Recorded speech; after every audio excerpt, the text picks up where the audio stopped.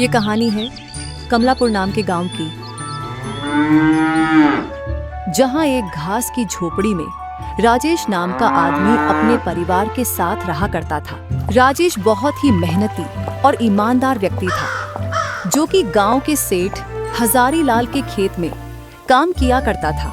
राजेश की पत्नी सुधा स्वभाव से बहुत चालाक और मक्कार किस्म की औरत थी। वह पैसों को लेकर अक्सर राजेश से झगड़ा करती रहती। राजेश की 5 साल की बेटी भी थी, जो कि अपनी माँ की तरह ही चालाक थी। एक दिन जब राजेश खेत में काम कर रहा था, तब चलो अब बस जरा सा काम और निपटाना बाकी है। ये खत्म होते ही घर के लिए चल दूंगा। आज तो कुछ ज्यादा ही थकान हो गई। और फिर राजेश अपना काम खत्म करके घर के लिए चल देता है। वह जंगल के रास्ते से अपने घर की तरफ लौट रहा था कि अचानक उसे किसी बच्चे के रोने की आवाज सुनाई दी। वह तुरंत रुक गया और बोला, अरे यह तो किसी बच्चे की रोने की आवाज है, लेकिन आसपास तो किसी का घर नहीं दिख रहा। तो फिर यह बच्चे की रोने की आवाज कहाँ से आ रही? वह इधर उधर अपनी नजरें घुमाता है और उसकी नजर उन झाड़ियों पर पड़ती है जो हल्की हल्की हिल रही थी। फिर वह पास जाता है और उन झाड़ियों को हटाकर देखता है तो वहाँ एक छोटी सी बच्ची कंबल में लिपटी हुई होती है। ये देखकर वह घबरा जाता है और वो उस बच्ची को अपने हाथों में उठा लेता है। हे भगवान, इतनी नन्ही सी प्यारी सी बच्ची को कौन यहाँ छोड़ गया होगा? पता नहीं इसके माँ बाप कहाँ होंगे। ऊपर से यह तो जंगल का इलाका है, कहीं कोई जंगली जानवर इसे नुकसान पहुँचा दे तो? नहीं, ऐसा नहीं होने दूंगा। अभी के लिए मैं इसे अपने घर ले चलता हूँ, फिर बाद में इसके माता पिता को ढूंढने की पूरी कोशिश करूंगा। और फिर वह बच्ची को लेकर अपने घर के लिए चल देता है। शाम का समय हो चुका था। सुधा रसोई में खाना बना रही थी, जबकि रूबी कमरे में चुपचाप बैठी थी। तभी वहां सुभाष उस छोटी सी बच्ची को लेकर घर आ जाता है और उसे पलंग पर सुला देता है। रूबी उस बच्ची को हैरानी भरी नजरों से देखती है और कहती है, पिताजी यह कौन है और यह किसकी बच्ची है? हमारे घर आखिर यह क्या कर रही है? रूबी बेटा, आज से ये नन्ही परी तुम्हारी नई बहन है। अब तुम रोज इसके साथ खेलना और इसका ध्यान रखना, जैसे मैं तुम्हारा रखता हूँ। रूबी कुछ बोल पाती उससे पहले उसकी माँ वहाँ सुधा आ जाती है और उसकी नजर बच्ची पर पड़ती है तो वह बड़े प्यार से कहती है, अरे ये बच्ची तो बहुत प्यारी है। ये किसकी बच्ची है जी? मैं तो पहले कभी इसे यहाँ नहीं देखा। क्या कोई नए पड़ोसी आए हैं हमारे गांव में रहने? अरे नहीं नहीं भाग्यवान, कोई नया रहने नहीं आया हमारे गांव में। मैं तो काम खत्म करके घर लौट रहा था कि जंगल के रास्ते में मुझे ये बच्ची अकेली रोते हुए मिली। सोचा क्यों न मैं इसे घर ले आऊं। वैसे भी जंगल में जानवर घूमते रहते हैं, कहीं इसे कुछ हो जाता तो? बस यही वजह है कि मैं इसे अपने साथ ले आया। यह सुनकर सुधा चौंक जाती है और वह गुस्से से कहती है, तो इसका मतलब इस बच्ची के माँ बाप का कोई अता पता ही नहीं है और तुम उसे सीधा अपने घर उठा लाए? हे भगवान, क्या करूं मैं इस आदमी का? किसी भी अनजान बच्चों को अपने घर ले आए एक बार सोच तो लेते कि मैं ये क्या करने जा रहा हूँ। मैंने क्या कोई घर में अनाथालय खोला है जो कि तुम कोई भी बच्चा उठा लेकर आओ और मैं उसको पालूं?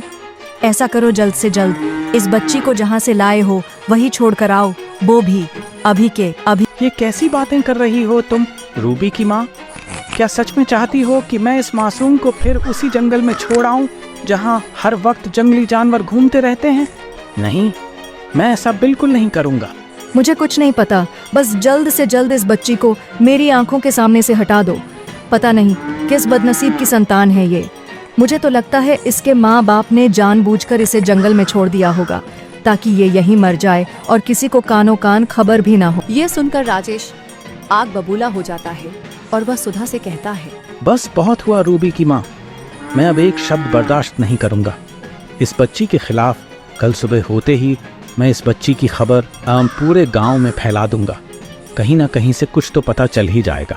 ठीक है, कल सुबह होते ही इस बच्ची के माँ बाप को ढूंढ लेना, वरना इस घर में यह रहेगी, वरना मैं। ये कहकर सुधा गुस्सा होकर वापस रसोई में खाना बनाने चली जाती है। चलो, अब कल सुबह का इंतजार है। मुझे पूरी उम्मीद है कि कल मुझे इस नन्ही बच्ची के बारे में कुछ ना कुछ जरूर पता लगेगा।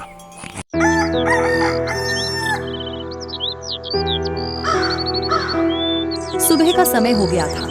राजेश गांव में जगह जगह जाकर उस नन्ही बच्ची के बारे में लोगों से पूछताछ करने लगा। वह पास के गांवों में भी गया। हर किसी से उसने बच्ची का जिक्र किया, लेकिन हर जगह से सिर्फ निराशा ही हाथ लगी। इसके बावजूद वह रुका नहीं। शायद उसके मन में अब भी यह उम्मीद थी कि कोई न कोई जरूर ऐसा मिलेगा जो उस बच्ची के बारे में कुछ बता सके। परंतु पूछते पूछते कब सुबह से शाम हो गई, उसे पता ही नहीं चला। फिर वह थक हार कर एक पेड़ के नीचे बैठ गया।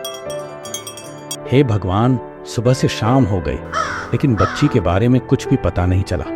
मैं अब क्या करूं? रूबी की माँ मुझसे कहा था कि अगर इस बच्ची के माता पिता नहीं मिले तो वह घर छोड़कर हमेशा हमेशा के लिए चली जाएगी। अब मैं करूं तो करूं क्या? राजेश पेड़ के नीचे चुपचाप बैठा सोच विचार कर रहा था।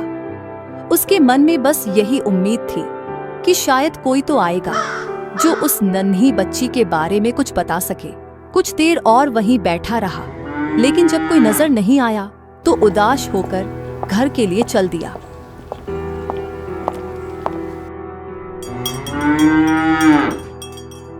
और उधर सुधा घर पर बैठे बैठे सोच विचार कर रही थी। मैंने जोश जोश में कहे तो दिया कि मैं घर छोड़कर चली जाऊंगी, लेकिन अगर मैं चली गई तो मेरी बच्ची रूबी का क्या होगा? उसका भविष्य तो खराब हो जाएगा। नहीं, मैं ऐसा बिल्कुल भी नहीं करूंगी। अगर इस बच्ची के माँ बाप ना भी मिले तो मैं फिर भी इसको पाल लूंगी, क्योंकि जब यह बड़ी हो जाएगी तो मैं इससे अपने घर के काम करवाया करूंगी और मेरी बेटी रूबी पढ़ने जाया करेगी। वैसे भी रूबी की शादी हो जाने के बाद कोई तो चाहिए होगा जो घर का काम करें जब यह काम आएगी। सुधा अपने फायदे के लिए इस बच्ची को पालने की बातें कर रही थी। तभी वहां राजेश उदास चेहरा लिए आ जाता है। सुधा राजेश का मजाक उड़ाते हुए कहती है, क्यों ले आए इस बच्ची के माता पिता को? घर से तो ऐसे निकले थे जैसे आज ढूंढ कर ही लाओगे। फिर क्या हुआ जी? राजेश नजरें झुकाकर सुधा से कहता है, नहीं रूबी की माँ, मैं नहीं ला पाया इसके माता पिता को ढूंढकर। सुबह से शाम हो गई, लेकिन ना तो इसके माता पिता के बारे में कुछ पता चला और ना ही इसके बारे में। तो फिर तुम्हें अच्छी तरह से पता होगा कि मैंने कल क्या कहा था।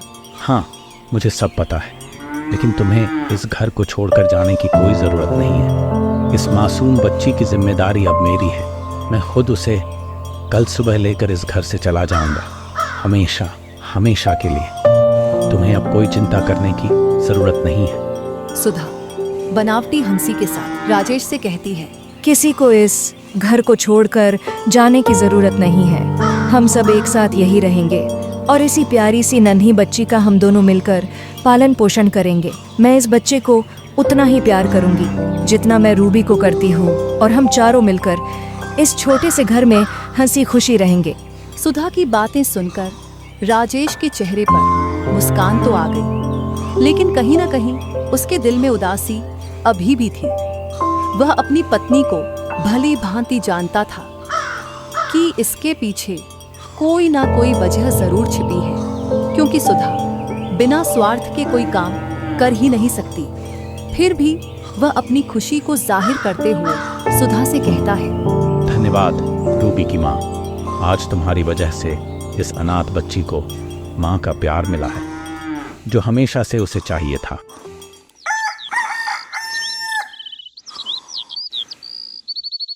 राजेश सुबह होते ही उस नन्ही बच्ची की सारी जिम्मेदारी सुधा के हाथों में सौंपकर खेत में काम करने के लिए चला जाया करता था। लेकिन सुधा उसका जरा भी ध्यान नहीं रखा करती थी। वह अपने घर के काम में व्यस्त रहा करती, ना तो उस बच्ची को दूध पिलाती और ना ही कभी उसे अपनी गोदी में खिलाती, जिसके कारण वह बच्ची बहुत रोया करती थी।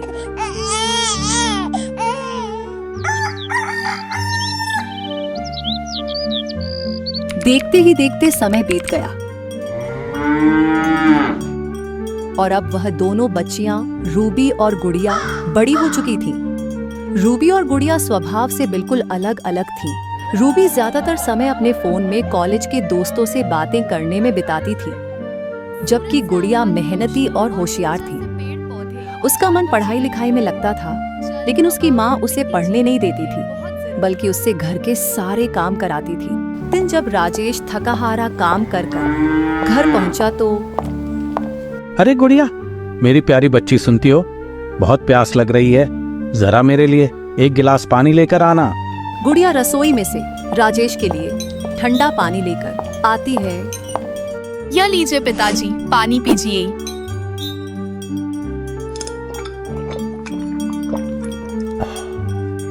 गुड़िया अपने पिताजी से प्यार भरी मुस्कान के साथ कहती है, पिताजी, आज आप मेरे लिए बाजार से क्या लेकर आए हो? अरे मेरी प्यारी बेटी गुड़िया, मैं बाजार तो गया था तेरे लिए एक सुंदर सी फ्रॉक लाने, लेकिन क्या करूं, शाम के वक्त बाजार में बहुत ज्यादा भीड़ हो जाती है, इसलिए मैं कुछ नहीं ला पाया। कोई बात नहीं पिताजी, कल ले आना। हाँ बेटी, मैं कल पक्का ले आऊंगा, ठीक है?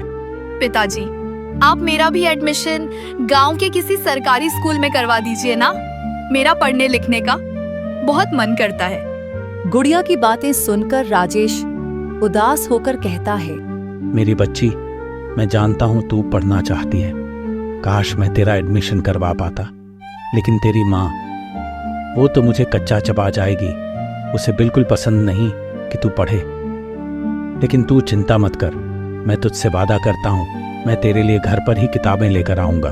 तू स्कूल ना सही, लेकिन घर पर ही पढ़ाई जारी रखना, क्योंकि मुझे पता है मेरी गुड़िया एक दिन बहुत आगे जाएगी। वो दोनों बातें कर रहे होते हैं कि इतने में वहां सुधा आ जाती है और वो गुस्से में गुड़िया से कहती है, अरे ओ महारानी, अगर तेरी बातें पूरी हो गई हों तो अब जा जरा रसोई में भी झांक ले। पता नहीं सुबह सुबह रूबी के कमरे में क्या खुसर पुसर कर रही थी। बहुत बनती है ना समझदार, तो जरा समझदारी से काम कर और जा किचन के सारे झूठे बर्तन मांज दे। गुड़िया यह सुनकर उदास हो जाती है, क्योंकि उसकी माँ सुधा उसे हमेशा डांटती रहती थी, लेकिन वह कर भी क्या सकती है। और फिर वह चुपचाप रसोई में बर्तन मांजने के लिए चली जाती है। अरे भाग्यवान, तुम हर वक्त गुड़िया को ही क्यों डांटती डराती रहती हो? कभी रूबी से भी कह दिया करो कोई काम करने को, आखिर वो भी तो इस घर की बड़ी बेटी है। बस बहुत हुआ गुड़िया के पापा, जब देखो तब इस गुड़िया की पक्ष लेते रहते हो। आप बाप बेटी मिलकर अभी जो बातें कर रहे थे ना, वो मैंने सारी सुन ली। खबरदार, मेरी फूल सी बच्ची रूबी के बारे में जरा भी कुछ कहा तो अच्छा नहीं होगा। अरे देख लेना, वही एक दिन मेरा नाम रोशन करेगी, और आप हैं कि मेरी रूबी की तुलना इस गुड़िया से कर रहे हो। राजेश खामोश होकर सब सुनता रहा, क्योंकि उसे अच्छी तरह मालूम था कि अगर उसने जरा भी मुंह खोला तो सुधा उससे बहस करने लगेगी। इसी वजह से उसने चुप रहना ही बेहतर समझा। रात के 3 बज चुके थे। गुड़िया अपने बिस्तर पर चैन से सो रही थी, जबकि रूबी चुपके से अपने मोबाइल पर बातों में मशगूल थी। वो फोन पर रवि से बात कर रही थी, वही लड़का जो उसके कॉलेज में पढ़ता था और जिससे शायद उसका दिल लग चुका था। वो मुस्कुराते हुए रवि को अगले दिन बाजार में मिलने के लिए कह ही रही थी कि तभी अचानक उसे किसी की पायल की आवाज आई। अच्छा तो रवि ठीक है, मैं बाद में बात करती हूँ। लगता है माँ मेरे कमरे में आ रही हैं। वह जल्द से जल्द फोन काट देती है और झूठ मूठ किताब खोलकर पढ़ने का नाटक करने लगती है। तभी वहाँ सुधा आ जाती है। सोचने, समझने और कल्पना करने की शक्ति देती है। सुधा रूबी को पढ़ता देख बड़ी हैरानी से कहती है, अरे रूबी बेटा, अभी तक जाग रही है? रात के 3 बज गए और तू अब भी पढ़ने में लगी हुई है। सब ठीक तो है ना? परेशान मत हो माँ, ऐसा कुछ भी नहीं है, बस नींद नहीं आ रही थी तो सोचा थोड़ी देर पढ़ ही लूं। वैसे भी अगले महीने से एग्जाम शुरू होने वाले हैं, तो तैयारी अभी से करनी ही पड़ेगी ना। शाबाश मेरी बच्ची, मुझे तुमसे यही उम्मीद थी। मुझे पूरा भरोसा है कि तुम अपने कॉलेज में पहले नंबर आओगी और मेरा नाम रोशन करोगी। हाँ माँ, देखना एक दिन वो आएगा जब आपको मेरे ऊपर गर्व होगा। हाँ मेरी बच्ची, मुझे पता है कि मेरी रूबी बहुत होशियार है, और एक ये है जो कि घर के काम भी ढंग से नहीं कर पाती। कोई बात नहीं माँ, धीरे धीरे सब सीख जाएगी। अच्छा तो ठीक है, थोड़ी देर पढ़कर सो जाना। कल सुबह कॉलेज भी तो जाना है। ठीक है माँ, मैं सो जाऊंगी। और फिर सुधा वहां से चली जाती है।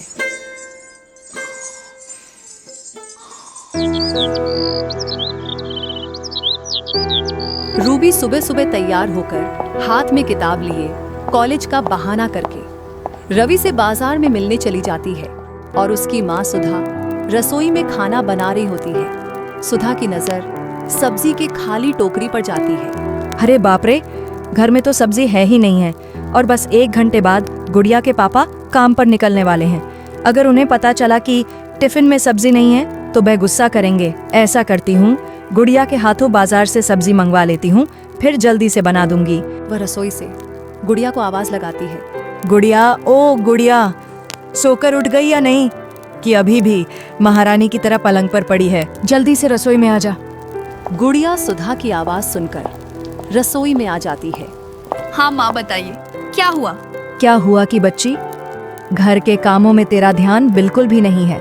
ये देख, टोकरी में बिल्कुल भी सब्जी नहीं है। अब तू ही बता, मैं बना तो बनाऊं क्या? ऐसा कर, जल्द से जल्द बाजार से सब्जी लेकर आया। सुधा गुड़िया को थैला और कुछ पैसे देती है। सुन, इस थैले में 100 रुपए रखे हैं। जल्द से जल्द सब्जी लेकर सीधा घर पर आना, कहीं बाजार में घूमने मत लग जाना। और फिर गुड़िया थैला लेकर बाजार के लिए निकल जाती है। थोड़ी देर में गुड़िया बाजार पहुंच जाती है तो देखती है कि आज बाजार में कुछ ज्यादा ही भीड़ भाड़ लगी हुई है, जैसे पूरा गांव ही खरीदारी के लिए आ गया हो। फिर वह एक ठेले के पास जाकर सब्जियां खरीदती है। हाँ बताओ बेटी, कौन कौन सी सब्जी चाहिए? आलू है, गोभी है, टमाटर है, बैंगन है, काशी फल है, भिंडी है, तोरही है, लौकी है। बताओ फिर कौन कौन सी सब्जियां कर दूं? काका, मुझे 2 किलो आलू, 1 किलो टमाटर और आधे किलो पालक कर दीजिए। काका गुड़िया को उसकी सारी सब्जियां थैले में रख कर देते हैं और फिर गुड़िया खुशी खुशी सब्जियां लेकर घर के लिए निकल जाती है। गुड़िया सड़क के किनारे चल रही थी। वह बड़ी बड़ी गाड़ियों को देखती हुई आगे बढ़ रही थी। तभी उसकी नजर सामने पड़ती है और वह अपने कदम रोक देती है। उसने देखा कि रूबी किसी लड़के से बड़े प्यार और मुस्कान के साथ बातें कर रही थी।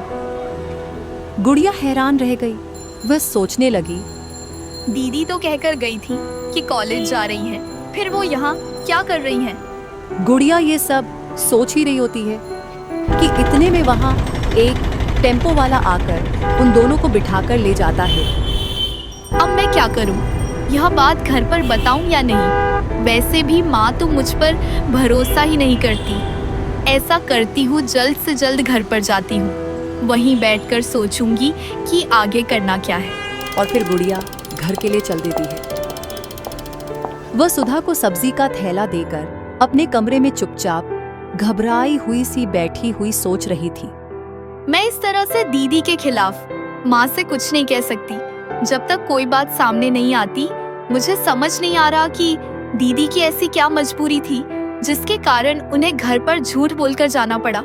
बस कैसे भी करके दीदी घर पर आ जाए, फिर मैं उनसे ही पूछ लूंगी कि वह आज कहाँ गई थी। गुड़िया बेसब्री से रूबी का इंतजार कर रही थी। उसके मन में अलग अलग तरह के विचार उमड़ रहे थे। दोपहर का समय हो गया था। रूबी अपने घर पहुंच चुकी थी। उसके हाथ में एक नई किताब लग रही थी। वह कमरे में आते ही गुड़िया से कहती है, अरे क्या हुआ गुड़िया, आज बड़ी निराश होकर बैठी है? गुड़िया कुछ कह पाती उससे पहले वह गुड़िया को एक नई किताब पकड़ा देती है। अरे ये किताब किसकी है दीदी? हाँ गुड़िया, यह किताब तेरे लिए ही है। मुझे पता है तेरा पढ़ने का बहुत मन करता है, और आज सुबह मैंने तेरी और पिताजी की बातें सुन ली थी, इसलिए मैंने सोचा कि क्यों ना तेरे लिए भी एक किताब ले लूं। वैसे भी मैं इतनी भी निर्दय नहीं की, अपनी छोटी बहन से हर समय नफरत करती रहूं। वह रूबी के दिल में अपने लिए प्यार देखकर सब कुछ जानबूझकर भूल जाती है और वह खुशी खुशी रूबी से कहती है, धन्यवाद दीदी, मुझे नहीं पता था कि आप मुझसे इतना प्यार करती हैं। सच में दीदी, मुझे बहुत खुशी हुई कि चलो कोई तो है इस घर में जो मुझसे प्यार करता है।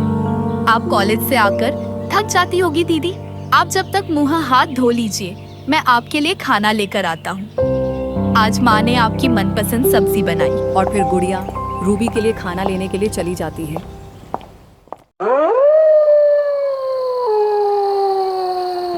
रात का गहरा सन्नाटा पूरे गांव पर छाया हुआ था। गांव के सभी लोग गहरी नींद में सोए हुए थे। राजेश के घर के भी इसी खामोशी में डूबे हुए थे, सिवाय एक कमरा था जहां कोई सोने का नाटक कर रहा था। आंखें बंद थीं, लेकिन दिमाग पूरी तरह जाग रहा था। तभी अचानक मोबाइल फोन की घंटी बजती है। रूही की आंखें एक झटके में खुल जाती हैं। वह तुरंत फोन उठाती है। फोन पर कोई और नहीं बल्कि रवि था। रूबी, मेरी बात ध्यान से सुनो, ज्यादा वक्त मत गंवाना। जरूरी सामान लेकर तुरंत बाहर आ जाओ। मैं नीचे तुम्हारा इंतजार कर रहा हूँ। ठीक है रवि, मैं जरूरी सामान लेकर बस अभी बाहर आ रही हूँ। रूबी अलमारी से पैसे और कुछ कपड़े निकालकर चुपचाप बाहर निकल जाती है। चलो रूबी, जल्दी चलते हैं। अगर किसी ने देख लिया तो सारा प्लान खराब हो जाएगा। और फिर वह दोनों ऑटो में बैठकर ये गांव छोड़कर चले जाते हैं। सुबह का समय हो गया था। गुड़िया गाय को चारा खिला रही थी और सुधा रूबी को आवाज लगाती हुई उसके कमरे में जा रही थी। हे भगवान, ये लड़की सुनती ही नहीं है। फिर कहेगी कि कॉलेज के लिए देरी हो गई। अरे रूबी बेटा, जल्दी उठ जा। सुधा कमरे में रूबी को उठाने पलंग के पास जाती है और अपने हाथों से उसका कंबल उठाती है तो वह देखती है कि अरे यहाँ पर तो रूबी है ही नहीं। पता नहीं कहाँ चली गई मेरी बच्ची। अरे ये इस तकिए के नीचे कागज कैसा रखा हुआ है। सुधा उस कागज को उठा लेती है और वह कमरे से बाहर चली जाती है। क्या हुआ रूबी की माँ? रूबी मिली कि नहीं? कमरे में तो नहीं है। हो सकता है गुड़िया के साथ हो। रूबी तो नहीं मिली, लेकिन उसके पलंग से ये कागज मिला है। शायद ये किसी काम का हो। आप ऐसा करिए, गुड़िया को बुलाइए। राजेश गुड़िया को आवाज लगाता है। गुड़िया बेटी, जरा अंदर आना। गुड़िया राजेश की आवाज सुनकर आ जाती है। जी पिताजी, कहिए क्या हुआ? गुड़िया बेटी, रूबी तुम्हारे साथ में है क्या? नहीं पिताजी, मेरे साथ नहीं है। रूबी दीदी तो अपने कमरे में होगी। वो अपने कमरे में नहीं है। पता नहीं कहाँ चली गई मेरी प्यारी बेटी रूबी। मुझे तो बहुत चिंता हो रही है। अच्छा बेटी गुड़िया, ये कागज तेरी माँ को रूबी के पलंग पर मिला है। जरा इसे देखने की, ये किस काम का है? गुड़िया उस कागज को बड़े ध्यान से देखती है। पिताजी, ये तो दीदी की चिट्ठी है। यह सुनकर राजेश चौंक जाता है। क्या? रूबी की चिट्ठी? जरा पढ़कर सुनाना तो, क्या लिखा है इसमें? गुड़िया उस चिट्ठी को पढ़ने लगती है। माँ, मैं जानती हूँ कि मेरे इस फैसले से आपको बहुत दुख होगा, लेकिन मैं अब और नहीं रह सकती। मैं रवि से बहुत प्यार करती हूँ और आज मैं उसके साथ जा रही हूँ। हम दोनों एक दूसरे के बिना नहीं रह सकते। मुझे माफ कर देना माँ। शायद मेरा ये कदम आपको कभी समझ ना आए, लेकिन यह मेरे दिल की आवाज है, आपकी प्यारी रूबी। इतना सुनकर सुधा बेहोश हो जाती है। अरे सुधा, ये तुम्हें अचानक क्या हो गया? आंखें खोलो सुधा, आंखें खोलो। राजेश सुधा को होश में लाने की पूरी कोशिश करता है, लेकिन सुधा होश में नहीं आती। घबराकर वह बिना समय गंवाए तुरंत गांव के डॉक्टर को घर बुला लाता है। डॉक्टर साहब सुधा की जांच करने लगते हैं। थोड़ी देर जांच करने के बाद वह राजेश से कहते हैं, राजेश जी, आपकी पत्नी को काफी गहरा सदमा पहुंचा है, जिसके कारण उनकी यह हालत हुई है। यह मैंने कुछ दवाइयां लिखकर दी हैं, इन्हें आप समय पर खिलाते रहिएगा। वैसे डॉक्टर साहब, ये कब तक ठीक हो जाएगी? देखिए, अभी कुछ कहा नहीं जा सकता। इनकी हालत अभी काफी सीरियस है, इसीलिए इन्हें ठीक होने में 6 महीने लग सकते हैं और हो सकता है पूरा 1 साल भी लग जाए। लेकिन आप चिंता मत कीजिए, भगवान पर भरोसा रखिए, यह जल्द ही ठीक हो जाएंगी। और फिर डॉक्टर साहब अपना ब्रीफकेस लेकर चले जाते हैं। डॉक्टर के जाते ही राजेश की आंखों से आंसू छलक पड़े। वह बेकाबू होकर घुटनों के बल जमीन पर बैठ गया और फूट फूट कर रोने लगा। कांपती आवाज में उसने कहा, हे भगवान, ये कैसा दिन दिखाया तूने। एक तरफ रूबी घर से भाग गई और अब ये सुधा भी बीमार पड़ गई। आखिर मैंने ऐसा कौन सा पाप कर दिया जो मेरे घर पर ये मुसीबतें टूट पड़ी। राजेश को रोता देख गुड़िया की आंखें भी भर आई, लेकिन उसने खुद को संभाले रखा, क्योंकि उसे पता था कि अगर वह रो पड़ी तो उसके पिता पूरी तरह टूट जाएंगे। उसने अपने आंसू को छिपाए रखा, हिम्मत जुटाई और अपने पिता के पास जाकर धीरे से कहा, पिताजी आप चिंता मत कीजिए। रूबी दीदी घर छोड़कर चली गई तो क्या हुआ, मैं तो हूं ना। मैं माँ का पूरी तरह से ध्यान रखूंगी, आप चिंता मत कीजिए। माँ जल्द से जल्द ठीक हो जाएंगी। हाँ मेरी बच्ची, मुझे पता है कि तू बहुत होशियार है और सुधा का अच्छे से ख्याल रखेगी। वैसे तो गुड़िया उम्र की ज्यादा बड़ी नहीं थी, लेकिन घर के कामकाज वह बहुत अच्छे तरीके से करना जानती थी। अच्छा गुड़िया, मैं तुम्हारी माँ की दवा लेकर आता हूँ। जब तक तुम माँ के पास बैठकर उनका ध्यान रखना। और फिर राजेश दवा लेने के लिए चला जाता है।